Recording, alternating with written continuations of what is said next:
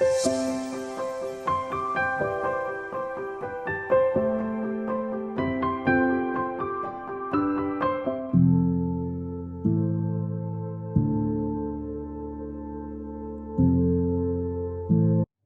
never know the worth of water till the well is dry.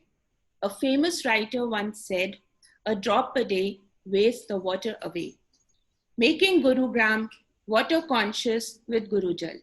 We welcome Shubhi Kesarwani, an environment enthusiast and also the program head for Gurujal. Shubhi has been involved in end-to-end planning, management, monitoring, and evaluation of the program Gurujal. Welcome to the show.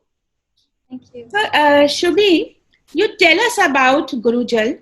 How emotional are you about this initiative and how did it all start? Over to you. Right. So we started Gurujal last year around March, and how it began was definitely we all who are living in Haryana or are actively reading the news have come across water issues of Gurgaon, which gets highlighted every monsoons.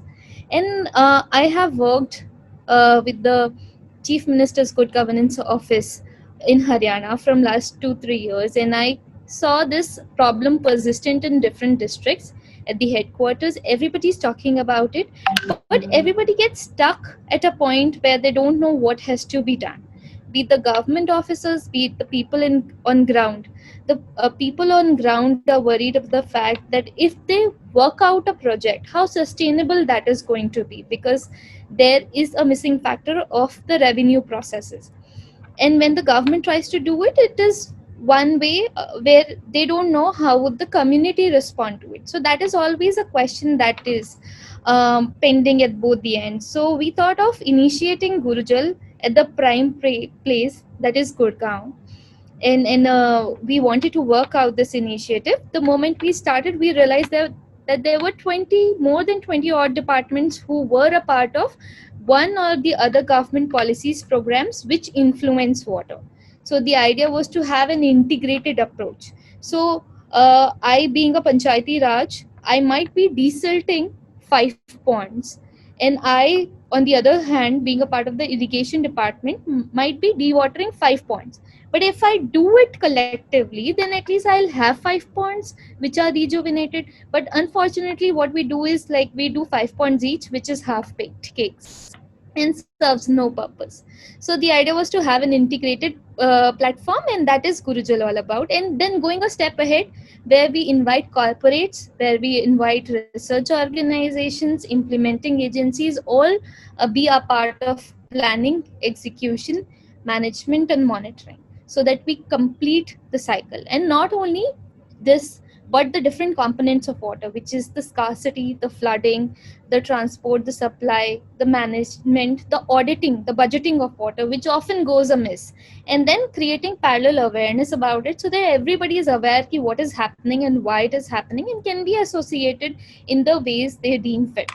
So we created this platform last year, and then Hero Motocorp came on board as the primary supporter, supporting the program management unit. So I'm very, very emotional about Gurujal.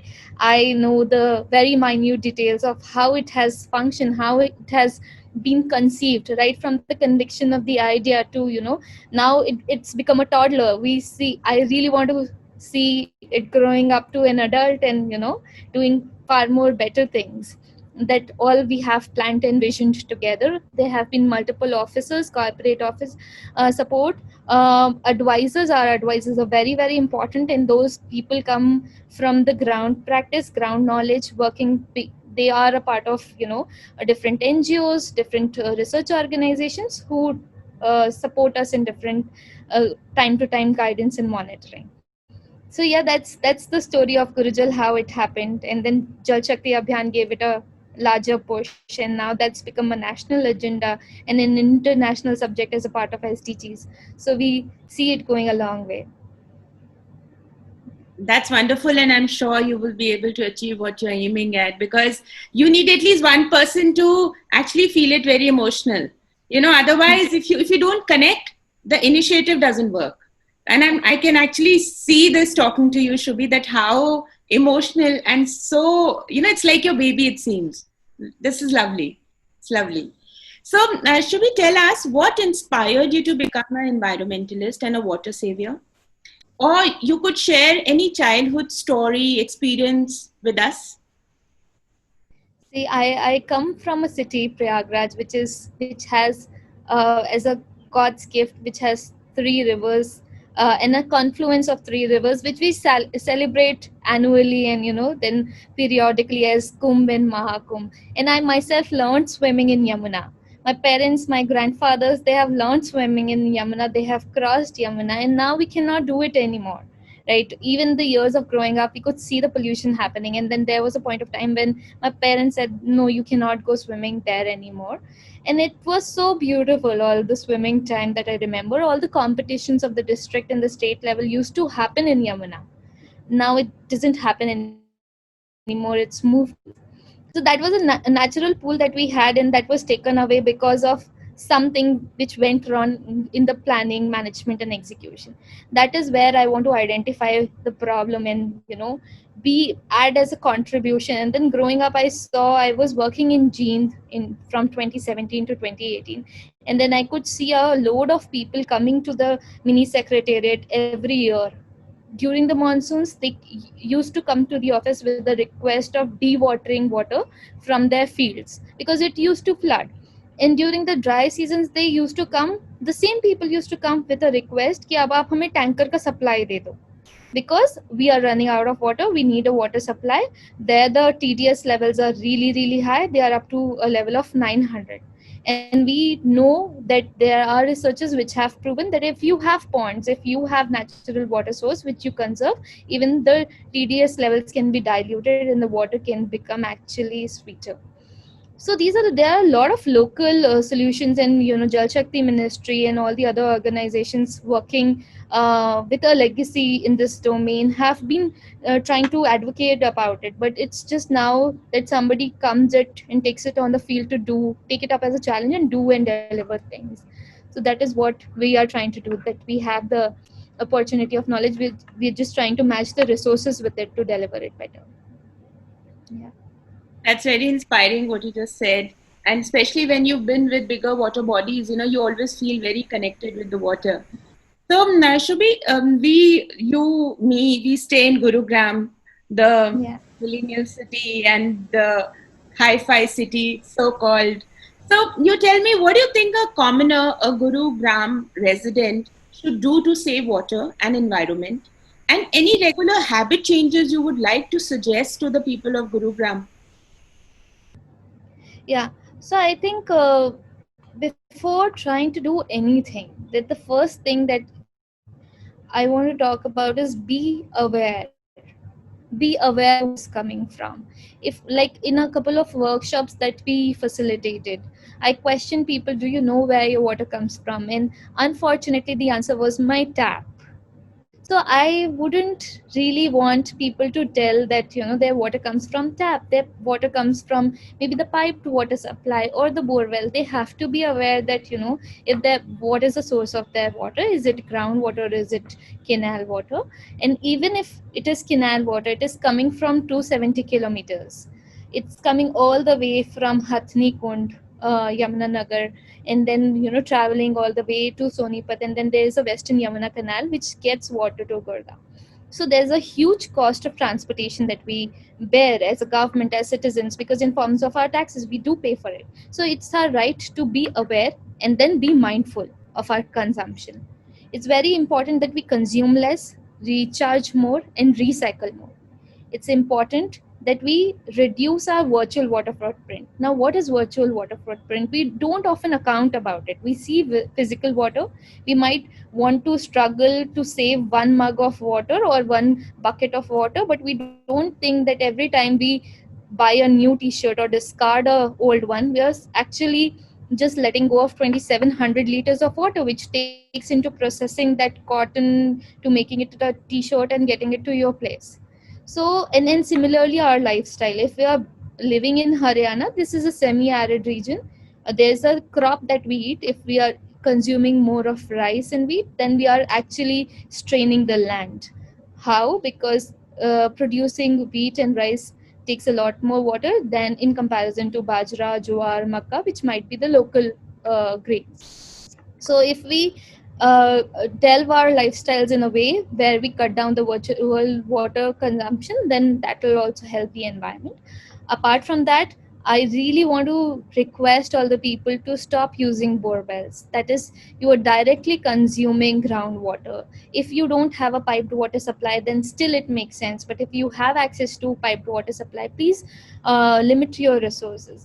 Have a water treatment plant. If you are living in a group housing society, please go and question if your residential welfare association has a wastewater treatment plant, because that is a mandatory requirement. Similarly, if you have a household of more than 500 square feet, it is a mandatory requirement that you have a functional rainwater harvesting system. And it's important to know the right designs of these systems as well. Otherwise, you might just end up polluting the groundwater or other resources. Apart from that, it's important to know how much I'm consuming. So I'll request everybody to get a water meter installed. It doesn't cost you more. It just costs you 4 to 5,000 per system, but that can actually help you budget about your consumption and keep you more aware. Even in terms of paying your bills also, that will be helpful. Have aerators. There is a small device which costs like 150 to 200 rupees. You can retrofit in your existing taps. That will cut down the water discharge by 60%. So we can take all these simple steps to make our lives easier and have the achieve the larger goal of water conservation. So we say that, as a part of Gurujal, be water conscious, be water wise. These are little things that we can do to be water wise and conscious. Thank you. That's very informative and very insightful, Shubhi. Shubhi, you think that Gurujal could do this campaign about this water meter? Because when initially we were in Delhi, we had these water meters installed in our apartments. Now we shifted last year, so we realized that this culture is not here. I don't know how many societies or apartments support this, but I personally would like to request Gurujal to do this campaign on, in run through all the. I don't know what is the authority like, but it's my personal suggestion that, because I think everybody would want to do that. Right. No, I think we are pretty much in the plan, because there were a couple of requests raised by very, I would say, informed citizens of Gurgaon, where they dropped us a message or a mail saying that we would want to install a water meter. Please share the guidelines. So we're working on the guidelines. We are trying to work out the notings, and hopefully we'll soon have it there for your support and how to take it ahead. Very nice. So, how easy it is to do rainwater harvesting being at home? Any simple suggestions? Yeah. So it's not really a very difficult thing to do rainwater harvesting. The idea of harvesting is that you take the excess runoff and put it at a place where you can allow it to recharge. So the idea is you can do something very simple as diverting all the excess water to your green zone. That is your uncemented areas.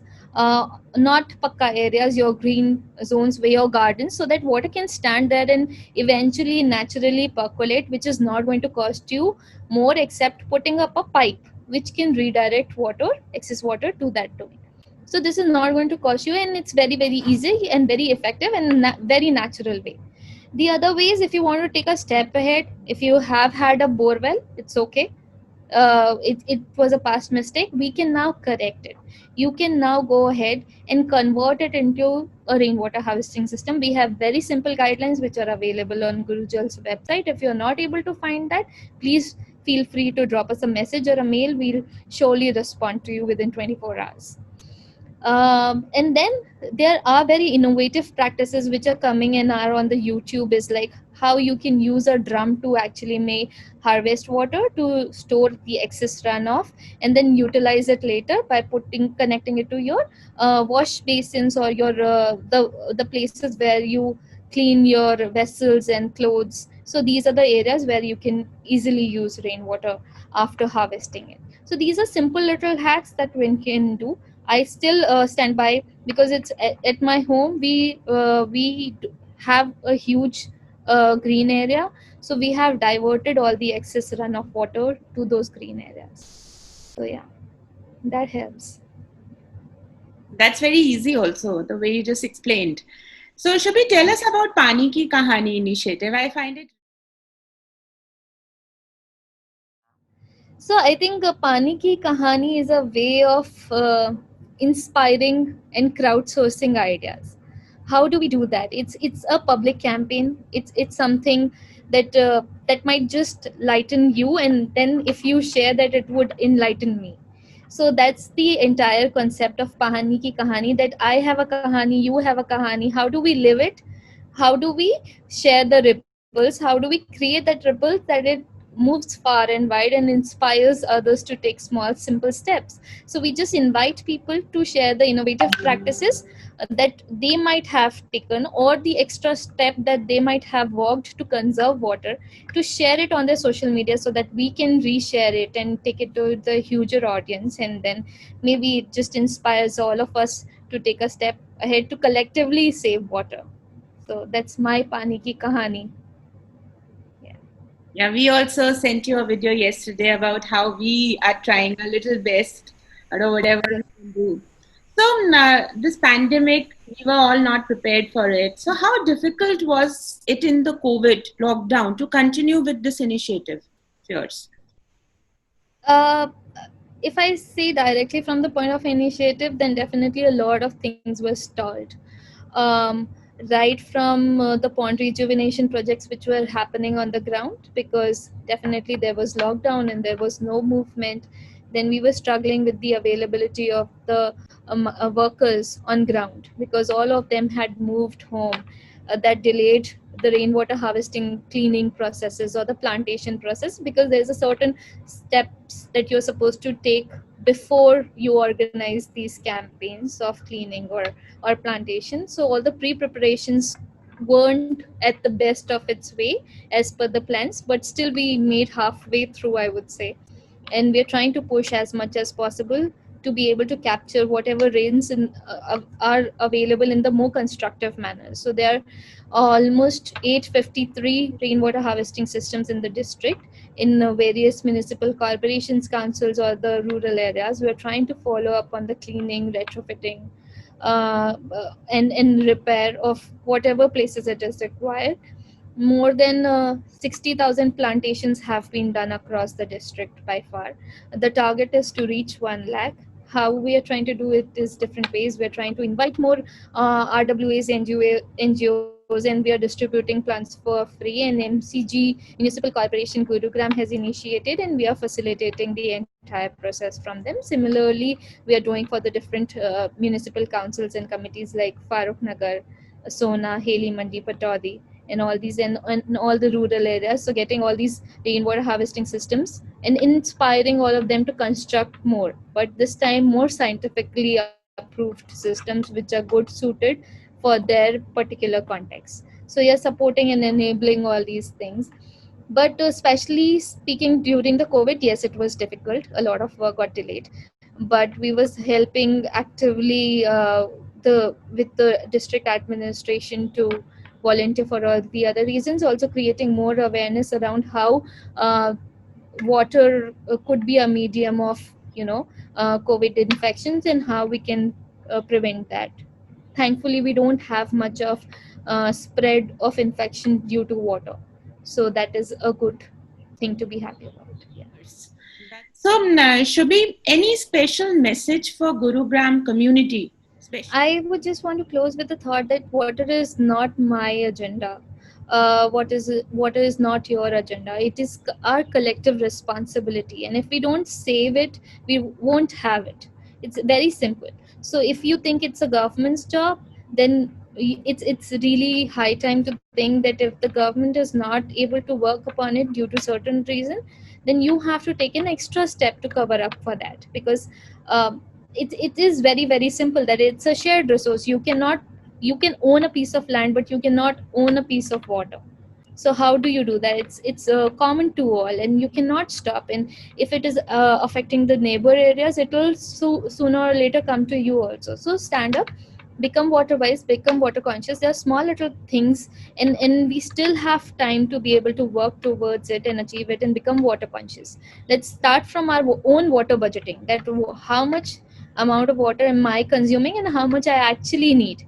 So I have to figure it out. Again, you coming up on that aspect of emotion where I have to divide that, if it is my need, if it is my want or my desire, and then put it in a category, and then make an more mindful choice about my consumption and my reduction.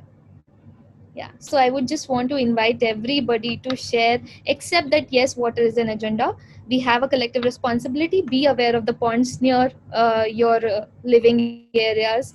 Be aware of the rainwater harvesting systems, of the water treatment plants, of all the leakages. Inform us, volunteer with us, engage with us, share your time and resources with us, so that we can make this change happen. We can achieve the mission of restoring 320 water bodies that have been identified. And if we don't conserve it, if we don't save it, they'll be encroached as well. These are natural ways of conserving water, which can serve in all these 72 points that we are currently working, can actually help you preserve water for more than 40,000 people for a year.